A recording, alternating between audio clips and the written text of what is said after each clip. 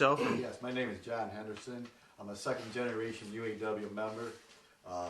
My question is Congress going to hold these companies to do what they're going to do and support the workers of America? Are they going to change these trade agreements that were made that are unfair to America to help not just the auto company but America in general? Are we going to see that from Congress?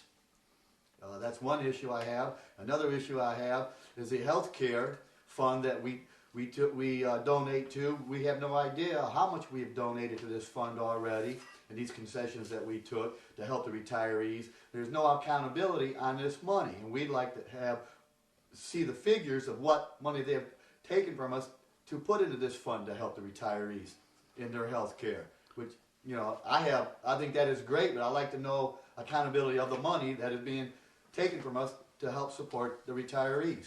Well, tell us how it works right now. I understand the workers contribute $1 per hour to the fund, and that there was an arrangement made that the General Motors did not have to pay into the fund for 2 years. Do you have any information about the money that you put up as a worker? No, I do not know where none of the money is. That is one problem why we're here today asking this question. We'd like to know. And is it still just $1? Could it be more now under the new contract? This was negotiated in 2005. Did things change in 2007 agreement that we don't know nothing about because we keep finding out more and more things that we weren't told in the 2007 agreement?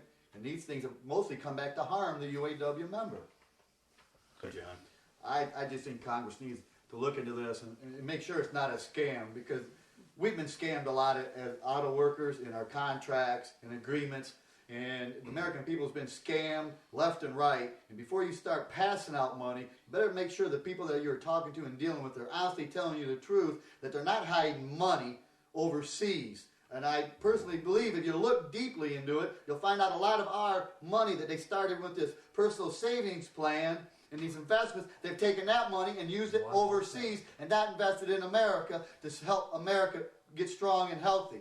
And if you don't look at this problem, you're blind. And if these companies default in this and this doesn't work, who's going to get stuck with this bill? They have never said yet, you congressmen, who's going to get stuck with this bill if this doesn't work. We've seen NAFTA and the China trade agreements that the administration made that hasn't worked, that said it would create 2 million jobs, but they turned around that figure and said Bush lost 2 million jobs when we know it come from the trade agreements that were passed. Now you got another man up there saying, well, $1 trillion is going to save America. I heard this once before. No money saved GM, Ford, and Chrysler back in '82 when we all got laid off, and some like me went back to work at other places during the recession because of Carter's stupidity. I said, now we got another idiot in there thinking this money is going to save America.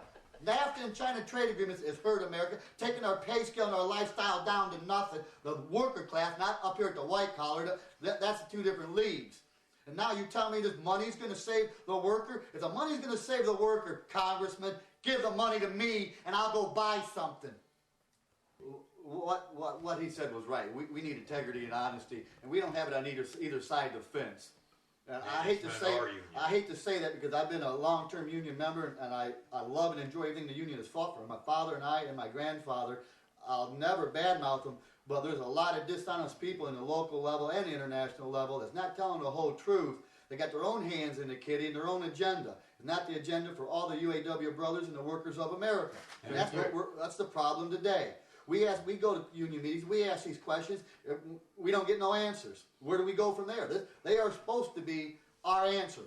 That's what they were supposed to do. They just went to D.C., they've been to Detroit to get what is in this, what Congress wants us to take, and look at. We ask the question, where do we start? They don't know. They don't have any information. We got plant closings coming up. There's people out here losing their homes and stressed about now their plant closing, and we're not hearing nothing from the union. Nothing. You go to union meetings, they don't want to talk about it. We're not getting the truth from either side of the fence right now. We're like in the middle of the fence. We're the ones we're getting prodded by both sides, used as little pin cushions. I don't like it. We're not here for that. We're here to build a car. Absolutely. I come to work every day honestly and build this car. I don't play games like both sides of the fence does. When are they going to stop playing these games and let the worker, an American worker, not just the auto worker, start taking control of his job and his life again. They're robbing us from us. Right. Well, there's certain people, like a lot of us are transfers. And when we transfer to another plant, you're automatically on a hit list. You're welcome, but it's with the behind your back knife. You're never, we hear it every day in the plants, oh, you're not one of us. I might have paid union dues 15 years longer than this person just told me I'm not one of them. And this is the problem we have in the plants. And when you get a certain age, like I am up there, 50 with 32 years of service, these people want me out. They don't know what my history has been and how many times I'd uproot my family and move. And I didn't get the $60,000 every time I went somewhere. I got $2,500 to go to Georgia. I mean, it cost me $4,000 and some to move. These people that wanted me out don't know what my past has been. It hasn't been all roses, where I got to work in one plant and enjoy life and move up the ladder on seniority and get to use my seniority. I have 1785 right now. I've had it since I left Kalamazoo. When I left Kalamazoo, my kids were just getting old enough I could take them on spring break and do something. Once I transferred and got this 1785 hung over my head, I've never got to take a spring break and enjoy my kids. Why? Because somebody with less time than my corporate is taking their kids and enjoying them. It puts a hardship on me because my plant's closing, a business decision. I had to deal with this hardship ever since I've left Kalamazoo. And I wasn't liked in Dorville, not because of my bad. I had a great work habit. I called the plant manager. I've only been late 2 days in 15 years. I've got a great work record. It's unbelievable. And I get harassed because I go to this other plant to save my job. These unions tell us, oh, we're all brothers. That ain't the way it works once you get inside them doors and they find out that you're not a local person. And I'm not just saying in Lansing. This happens at every plant these people are going to. You're not fully accepted. This is tearing down the union because now you got two identities inside a union fighting each other. And a catch-22. They're not happy with what they're making. And we're not happy that they're making that. So you got a little, I don't know what you would call it, a pressure area there that is going to keep building.